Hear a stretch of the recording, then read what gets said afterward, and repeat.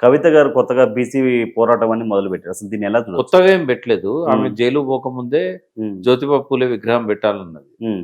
ఒక బీసీ అనేది ఒక బలమైన వర్గం. ఓకే. ఇప్పుడు అన్ని పార్టీలలో కూడా కొంత బీసీల గురించి చర్చ జరుగుతా ఉంది. మహేష్ కుమార్ గౌడ్ మొన్ననే చెప్పాడు.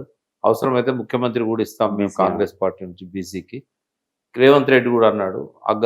తీర్మార్మలన కామెంట్ ఏదైతే ఉన్నదో అగ్రకుల ఆఖరి సీఎం అని. ఆఖరి సీఎం రేవంత్ రెడ్డి. అయినా పర్వాలేదు అగ్రకుల ఆఖరి సీఎం అని నన్ను అన్నా కూడా నాకేం బాధ లేదన్నాడు. బట్ బీజేపీ కూడా బీసీకి సీఎం అని ప్రకటించింది ఇదివరకే గతంలోనే. తర్వాత బీసీ అధ్యక్షుడిని కూడా చేశారు. ఇప్పుడు మళ్ళీ చేస్తామని అంటున్నారు. కాబట్టి టీఆర్ఎస్లో కూడా బీసీల పట్ల చర్చ జరుగుతుంది కాబట్టి ఈ మధ్య వరుసగా మీటింగ్స్ పెట్టారు బీసీలతోని. తెలంగాణ భవన్లో బీసీ మీటింగ్ అయింది. బయట విడిగా లీడర్స్తో బీసీ మీటింగ్ అయింది. తమిళనాడు కూడా పంపించి అధ్యయనం చేయించారు. కాబట్టి కవిత గారు కూడా ఇష్యూ తీసుకున్నారు. జైలు పోకముందు తీసుకున్నారు. జైలు నుంచి వచ్చినాక తీసుకున్నారు. అంతకుముందు ఈ ఈబీసీ రిజర్వేషన్స్ మీద కూడా ఆమె మాట్లాడారు.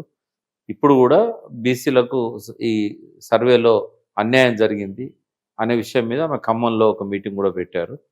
పబ్లిక్ ఇష్యూస్ తీసుకొని పనిచేయడం వల్ల కొంత ఆమె ఇమేజ్ పెరగడమే కాదు, మళ్ళీ ప్రజలకు కూడా కొంత మేలు జరుగుతుంది. ఇప్పుడు బీసీలను మనం చూసినట్టయితే ఏ కులంలో ఉన్న పెద్ద నాయకులు మిగతా వాళ్ళని పిలిచినా కూడా వచ్చే పరిస్థితి లేదు. ఒక బీసీ కృష్ణయ్య పిలిస్తే వస్తారేమో, ఓకే. కానీ ఒక సెక్షన్ వస్తుంది. కానీ కవిత గారు పిలిస్తే ఏంటంటే అన్ని కులాల్లో ఉన్న పెద్దవాళ్ళంతా వస్తున్నారు. అంటే నాన్ పొలిటికల్ సెక్షన్ ఏదైతే బీసీలలో ఉందో, కాబట్టి బీసీలుగా మాకు కావాల్సింది ఏంటంటే పనికొచ్చే వాళ్ళందరినీ ఉపయోగించుకోవాలని ఉంటుంది. సో కవిత రావడం వల్ల బీసీలకు మేలవుతున్నప్పుడు ఎందుకు వద్దనాలి? కాబట్టి ఆమె నాయకత్వాన్ని అంగీకరించడం విషయంలో కొన్ని వ్యతిరేకతలు ఇవన్నీ ఉన్నా కూడా మన ఇష్యూ తీసుకున్నది. ఎన్ని ఈ జీవితకాలంలో ఏం చేసినా ఆమెను బీసీ నాయకురాలు అనరు.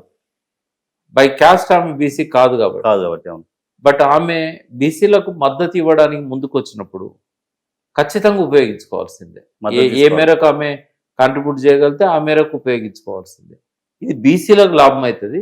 తద్వారా ఆమెకు కూడా కొంత ఉపయోగపడుతుంది. సెల్ఫ్ ఇమేజ్ బిల్డ్ చేయడంలో కొంత ఉపయోగపడుతుంది. సరే, ఆమె ఒక వర్గం కోసమే కాదు అందరి కోసం పనిచేసే మహిళ అనేది వస్తుంది. కాబట్టి ఇది మ్యూచువల్గా గివ్ అండ్ టేక్ లాగా ఒకరి నుంచి ఒకరు సహకారం తీసుకోవడంలో తప్పేం లేదు.